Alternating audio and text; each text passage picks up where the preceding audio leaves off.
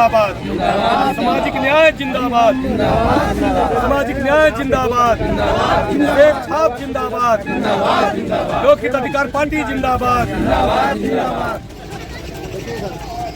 हमारे प्रदेश के बुद्धिजीवी मंच के वरिष्ठ नेता कलीम अंसारी जी मौजूद है। व्यास साहू जी कमल माला पहनाकर गुलदस्ता देकर स्वागत करते हुए, गणेश साहू जी, अजीत साहू जी और उनके पूरे टीम को, प्रदेश के वरिष्ठ नेता हमारे प्रदीप ठाकुर जी चाय के लिए आए हैं।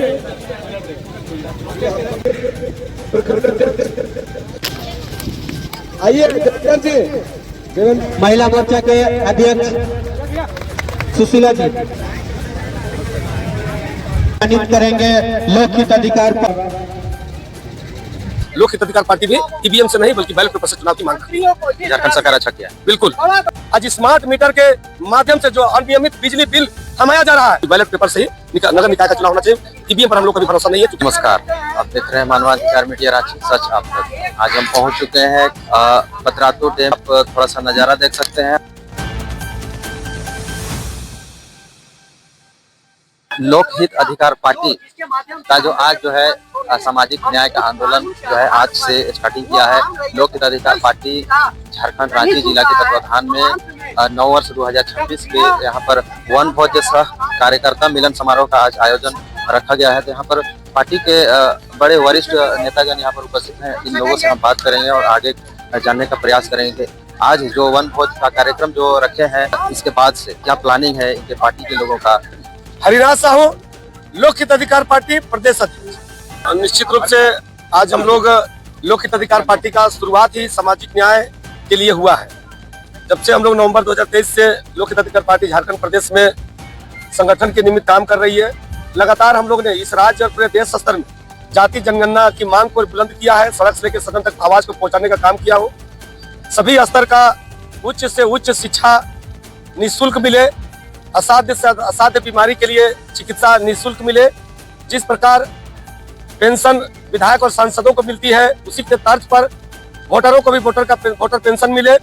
इन मुद्दों के साथ साथ हम लोग ने इस राज्य के ज्वलंत मुद्दा, चाहे ओबीसी आरक्षण में लगातार हो रहे कटौती के खिलाफ लड़ाई लड़ने की बात हो, चाहे छात्रवृत्ति जिस प्रकार पिछले 2 वर्षों से राज्य और केंद्र सरकार की असंवेदनशीलता का परिचय देता, छात्रवृत्ति को जिस प्रकार जो भविष्य है देश और इस राज्य का उनका रोक दिया गया, उसके खिलाफ लोकहित अधिकार पार्टी सड़क पर उतर करके रांची के राजधानी के सड़कों पर पुतलादान का कार्यक्रम किया।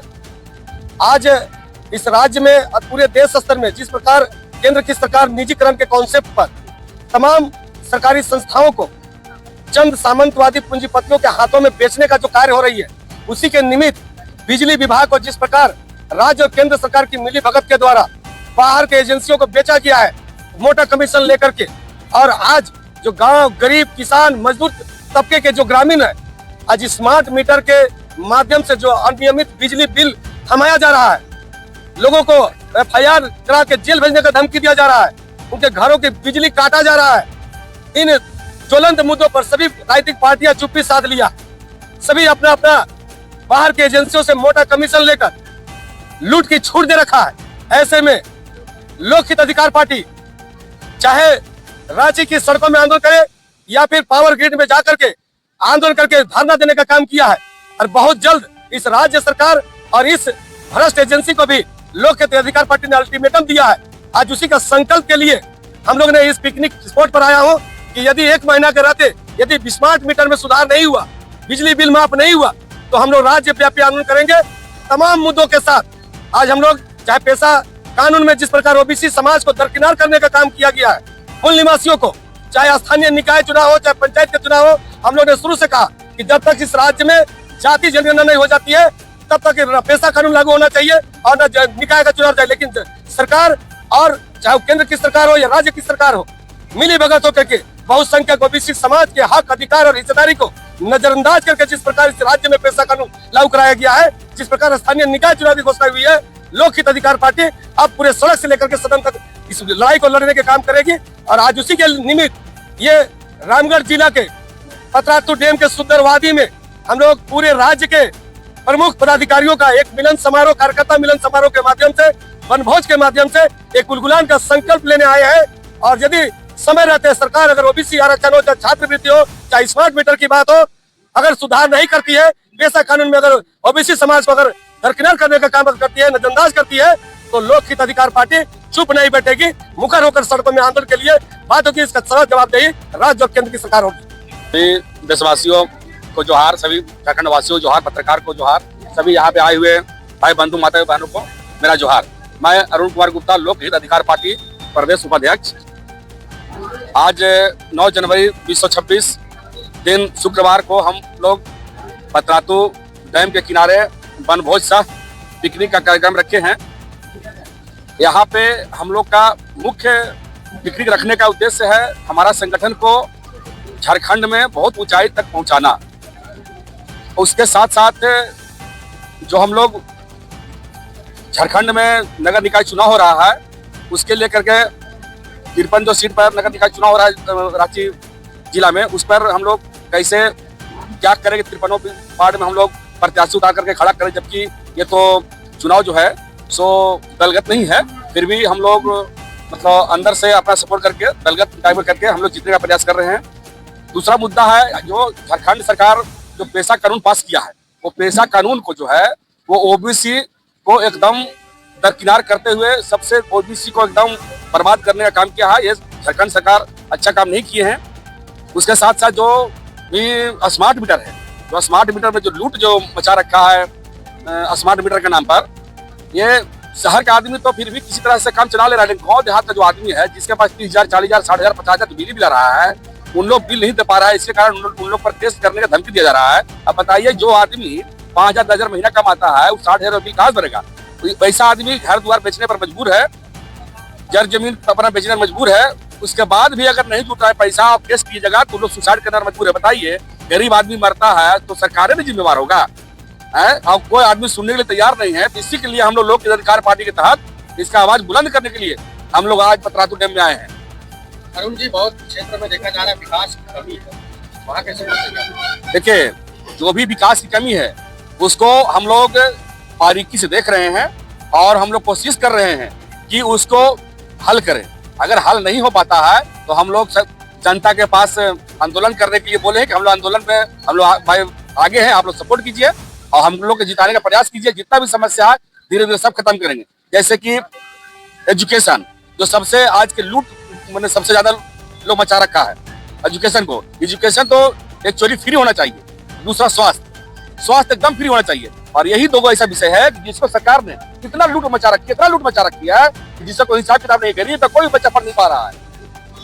वर्तमान जो विधायक सांसद है, आपके पॉलिटिक्स में है, पार्टी में है, वर्तमान विधायक सांसद को किस प्रकार आप उस पर फोकस करेंगे ताकि वो अपने कार्यकाल के दौरान सही से काम कर सके? उन लोग को हम लोग फोन के माध्यम से वहां जा करके भी बोल रहे हैं कि आप जो है तो शिक्षा और स्वास्थ्य दो चीज को आप सुधरवाइए। जो शिक्षा और स्वास्थ्य जो नहीं सुधार रहे हैं, इसी कारण से प्राइवेट सब खुल रहा है और सारा जनता मर रहा है। भैया, जिस तरह से झारखंड में निजी विद्यालयों में लूट मचाया हुआ है, जिससे गरीब किसान जो है अपने बच्चे को पढ़ाने के लिए बेवश हो जा रहे हैं, आत्महत्या करने पर मजबूर हो जाए, आपकी पार्टी के लोग इस पर कुछ पहल उठा रहे हैं? देखिए, मेरा पार्टी ही तो पहल किया है, बाकी पार्टियां तो सरकारी तंत्रों का मुलाजिम बन चुके हैं। जो भी क्षेत्रीय पार्टी हो, राष्ट्रीय पार्टी हो, आज तक आप किसी पार्टी को शिक्षा के विषय पर मुखर के बोलते सुने? केवल लोक हित अधिकार पार्टी का गठन काल से हम लोग लगातार पूरे देश स्तर में भी और विशेष करके झारखंड प्रदेश में निजीकरण के खिलाफ हम लोग बोल रहे हैं। आज इस प्रकार पूर्व के बीजेपी सरकार के द्वारा लगभग 50,000 से अधिक सरकारी विद्यालय को बंद करा दिया गया और निजी विद्यालयों को लूट का छूट दिया गया, उसका खुलकर अगर कोई सड़क पर विरोध किया है तो लोक हित अधिकार पार्टी ने किया है। और आज ही बदस्तूर वो चीज हेमंत सरकार के द्वारा जारी है। हम लोग ने स्पष्ट रूप से मांग किया है कि पूरे शिक्षा व्यवस्था में सुधार होनी चाहिए और जो स्कूल की जो मनमानी अभी डीसी संज्ञान लिए हैं, बहुत कुछ सुनने में आ रहा है, लेकिन सिर्फ आंख में धूल झुकने जैसा लगता है। हकीकत, जमीनी हकीकत जो है कि आज भी गरीब घर के बच्चे कहीं पर भी प्राइवेट विद्यालय में पढ़ाने की योग्यता नहीं रखती है और सरकारी विद्यालय में कहीं शिक्षक नहीं है, तो कहीं पुस्तक नहीं है, तो कहीं पर छात्रवृत्ति रोक दिया जा रहा है। तमाम चीजें की समस्या है। तो मैं कह सकता हूं कि जो 3000 साल पहले जिस प्रकार अनपढ़ गंवार लोग, पिछड़ा समाज के लोग, गरीब परिवार के लोग, आदिवासी दलित समाज के लोग होता था, उसी का एक सामंतवादी पूंजीपति सोच के तहत सरकार के में रहने वाले सांसद, विधायक हो चाहे मंत्री हो, वो सिर्फ कॉर्पोरेट लोगों की दलाली कर रहे हैं।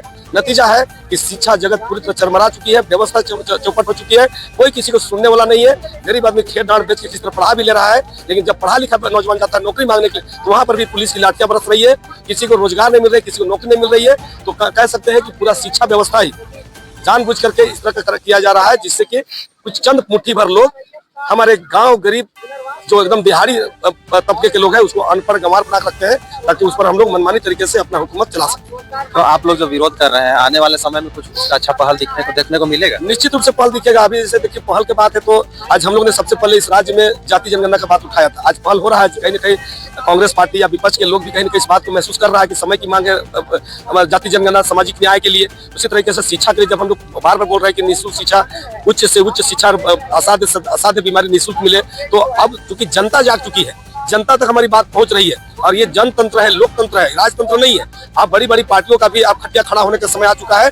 जब जनता जिस दिन जाग जाएगा, जिस दिन हमारा बहुसंख्यक पिछड़ा समाज हो, चाहे दलित हो, आदिवासी हो, बहुसंख्यक हो, जो भी समाज है जो गरीबी की वजह से पढ़ा नहीं पा रहा, हमारी पार्टी जब निःशुल्क शिक्षा की बात करती है, निःशुल्क चिकित्सा बात करती है, तो वो समय दूर होगा कि सामाजिक न्याय का, लोक हित अधिकार पार्टी का समय आएगा। अपना सत्ता और अपना कुर्सी बचाने के लिए बात होकर के जो राष्ट्रीय पार्टियां हैं, जो कॉर्पोरेट पार्टियां हैं, उसे भी इस राज्य और देश के अंदर में शिक्षा और चिकित्सा को निःशुल्क करना पड़ेगा। और जब तक शिक्षा चिकित्सा निःशुल्क लागू नहीं होता है, हमारी लड़ाई बदस्तूर जारी रहेगा। हम लगातार आवाज को बुलंद करते रहेंगे, चाहे सड़क से हो, चाहे सदन तक पहुंचाने की बात। अच्छा, नगर निकाय जो चुनाव होने वाला उसमें ईवीएम का मामला उजागर आया है, बीजेपी के लोग काफी उस पर विरोध कर रहे हैं, आपके पार्टी कर? देखिए, ईवीएम चुनाव आयोग भारतीय जनता पार्टी का तोता बन चुका है पूरे देश स्तर में, सबको मालूम है। बिहार का जो परिणाम आया बहुत चौंकाने वाला आया है। मानते हैं कुछ जगहों पर लोग जानबूझ के लोकतंत्र को जिंदा रखने के लिए बचाव करते हैं जरूर, लेकिन सच्चाई से इनकार नहीं किया जा सकता है। इसलिए मैं स्पष्ट रूप से लोक हित अधिकार पार्टी बैलेट पेपर चुनाव पर ही सहमति देते हैं और हम लोग अपने स्तर से इस पर मांग भी करेंगे कि बैलेट पेपर से ही नगर निकाय का चुनाव होना चाहिए। ईवीएम पर हम लोग का भी भरोसा नहीं है, क्योंकि लगातार हमने कई सर्वे रिपोर्ट और जो जमीनी हकीकत है वो बहुत देखने को मिल रहा है। ईवीएम में तो खेला बेला इलेक्ट्रॉनिक इक्विपमेंट्स है, और यदि अगर चुनाव स्थानीय निकाय चुनाव अगर ईवीएम होती है तो लोक हित अधिकार पार्टी इसका गौरव है। लोक हित अधिकार पार्टी भी ईवीएम से नहीं बल्कि बैलेट पेपर से चुनाव की मांग करती है। झारखंड सरकार अच्छा किया है। बिल्कुल।